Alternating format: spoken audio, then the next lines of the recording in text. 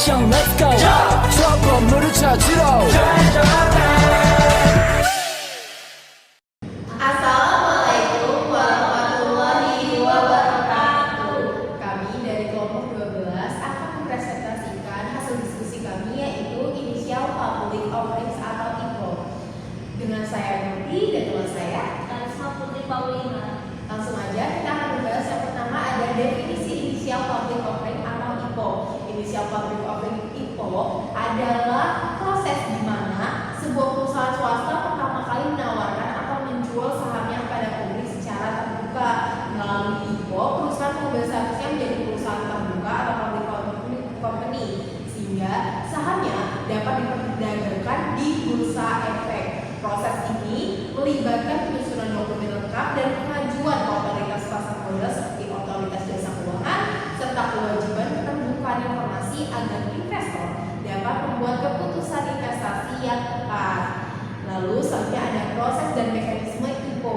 Prosesnya ada yang pertama yaitu persiapan internal, di mana adanya evaluasi kesiapan perusahaan melalui audit laporan keuangan, tata kelola, dan penunjukan penjamin emisi, konsultan hukum, serta akutan kredit. Yang kedua ada pengajuan dokumen ke OJK dengan penyusunan profil lengkap berisi informasi perusahaan, resiko, penggunaan dana, dan laporan keuangan untuk mendapatkan izin penawaran umum. Yang ketiga ada due diligence dan visually, pemeriksaan mendalam atas data perusahaan dan penentuan harga saham oleh underwriter dan konsultan keuangan. Yang keempat ada pemasaran dan penawaran saham atau bulking, roadshow dan presentasi kepada calon investor, pengumpulan minat beli, serta penetapan harga akhir saham. Yang kelima ada pencatatan saham di bursa efek. Saham resmi tercatat di bursa efek Indonesia BNI dan mulai diperdagangkan, menandai perusahaan menjadi entitas publik dengan kewajiban keterbukaan informasi. Selanjutnya ada tujuan IPO. Bagi perusahaan, IPO adalah proses penawaran saham perusahaan ke publik untuk pertama kali melalui pasar modal. Bukan hanya memperoleh dana segar, tapi juga sebagai strategi jangka panjang. Tujuan utama IPO adalah yang pertama, memperoleh akses pendanaan eksternal tanpa menambah utang. Yang kedua, memperluas struktur modal agar lebih sehat dan fleksibel. Yang ketiga, modal transparansi dan tata kelola perusahaan yang lebih baik. Yang keempat, ada meningkatkan reputasi dan nilai perusahaan di mata investor dan publik. Selanjutnya ada manfaat IPO bagi perusahaan. Yang pertama ada mendapatkan dana segar tanpa utang, pendanaan tanpa kewajiban bunga atau pengembalian pokok seperti pinjaman bank. Yang kedua, mengurangi rasio utang atau leverage. Modal IPO digunakan untuk melunasi utang, memperbaiki struktur modal, dan peringkat kredit. Yang terakhir ada meningkatkan nilai dan reputasi perusahaan. Perusahaan publik mendapatkan liputan media dan kepercayaan lebih dari investor dan konsumen. Manfaat IPO baik. Yang keempat ada ekspansi usaha dan inovasi. Dana IPO mendukung pengembangan bisnis, membuka cabang, dan inovasi produk. Yang terakhir ada sarana exit strategi bagi pemegang saham lama, memungkinkan pemilik lama menjual saham secara legal dan transparan di pasar modal. Nah, setelah kita mengetahui tujuan manfaat, selanjutnya ada prospektus IPO.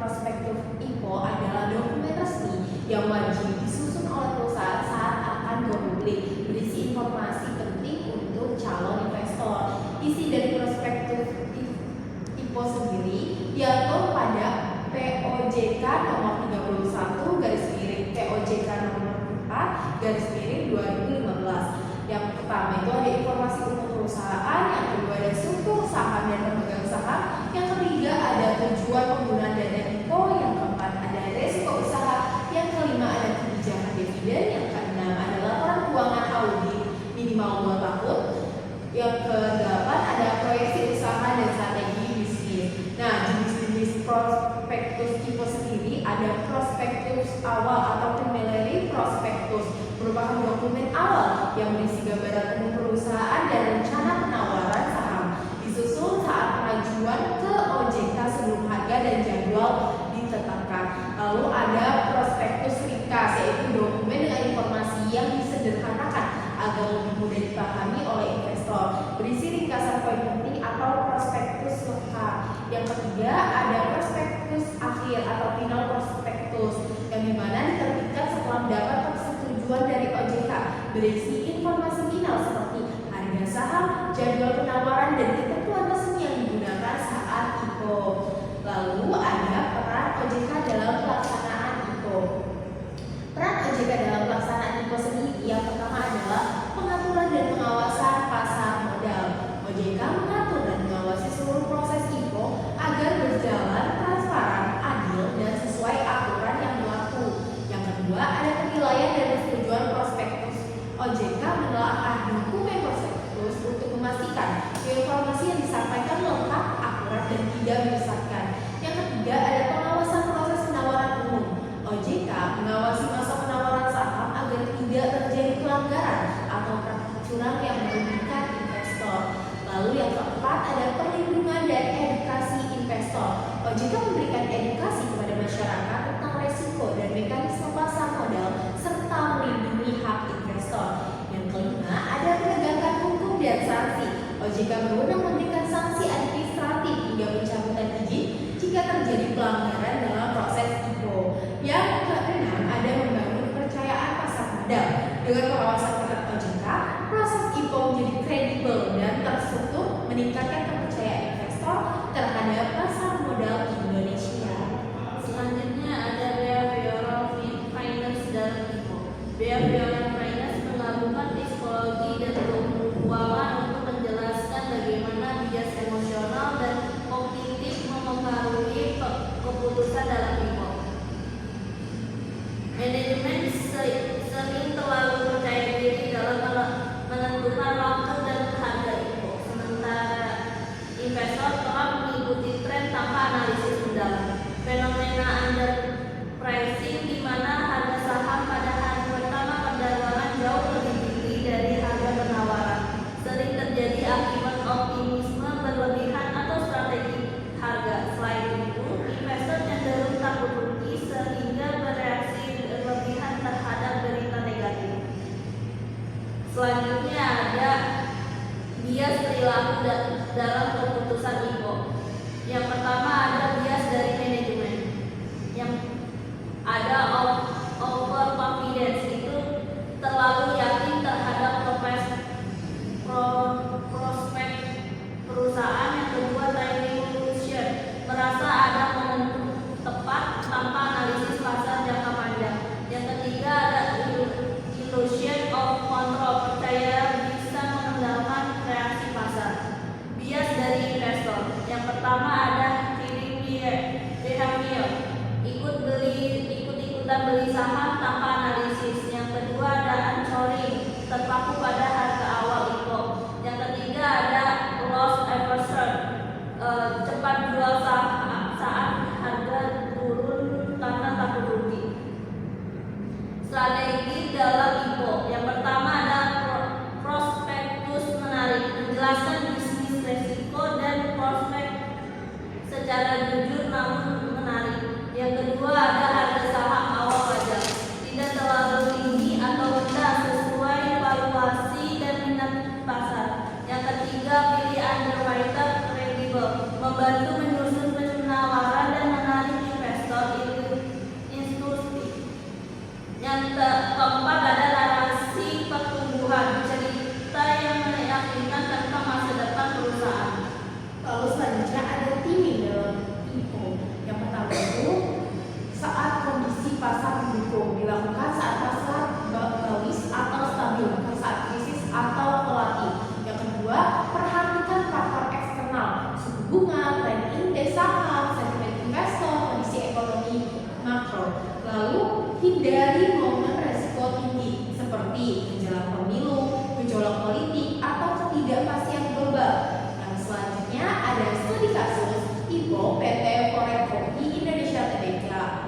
Nah, Forex Coffee ini menghadapi tantangan besar saat melakukan IPO sebagai